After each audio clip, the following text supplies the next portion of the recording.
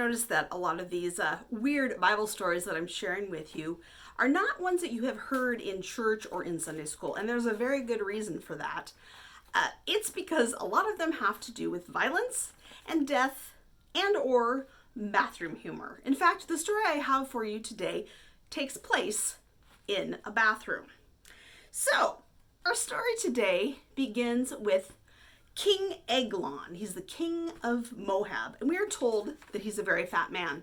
Now, that's not a minor detail. That will come into play later in our story. So, the deal with this king is Moab took over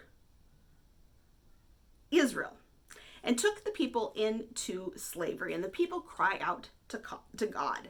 And so God raises up a deliverer by the name of Ehud.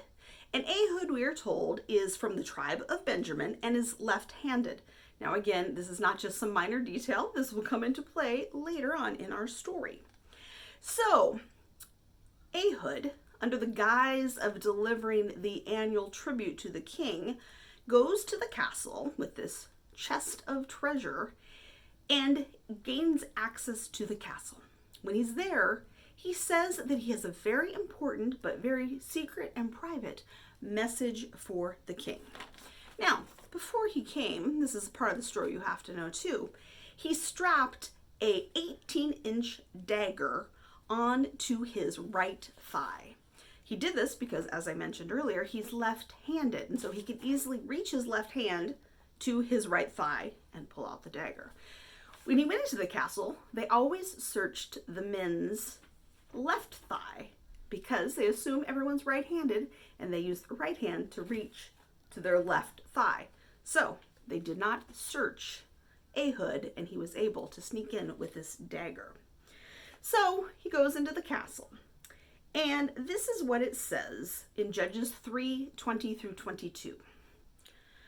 Ehud came to him while he was sitting alone in his cool roof chamber and said, "I have a message from God for you."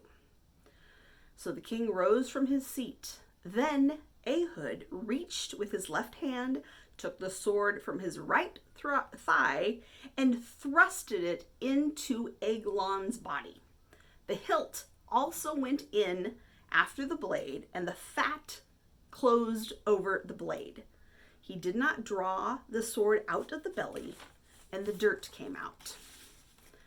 Now, this part might need a little bit of explanation. We are told that the king was sitting alone in his cool roof chamber. What that means is that he's in his own private bathroom, sitting on the toilet, which obviously makes him very vulnerable. So Ehud reaches with his left hand, like I said, took the sword that was on his right thigh and thrusts it into the king's belly.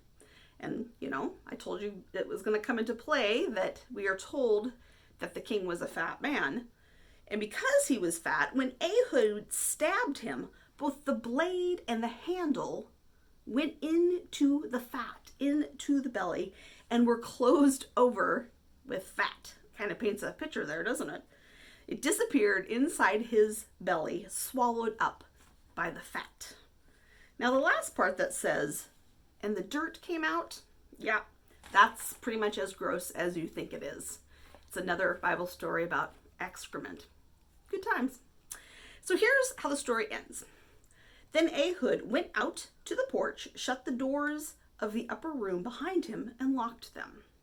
After he had gone, the servants came and found the doors of the upper room locked. They said, "He must be relieving himself in the inner room of the palace." They waited to the point of embarrassment. But when he did not open the doors of the room, they took a key and unlocked it. There they saw their lord fallen to the floor, dead. So, nobody wanted to go inside this room because they all thought he was going to the bathroom and he was in there for a really long time. Some Bible scholars say that this also implies that they didn't go in because they could smell the excrement and they just thought that he was having to spend a lot of time in the bathroom, and that's why it says in their embarrassment. That's why They thought he was just taking a long time on the bathroom. So when they finally went in and checked on him, they found that he was dead, but it was too late for them to find Ehud. By then, he was long gone by that point. So these bathroom details of this story aren't really important to the message of the story, but they're weird. So there you have it.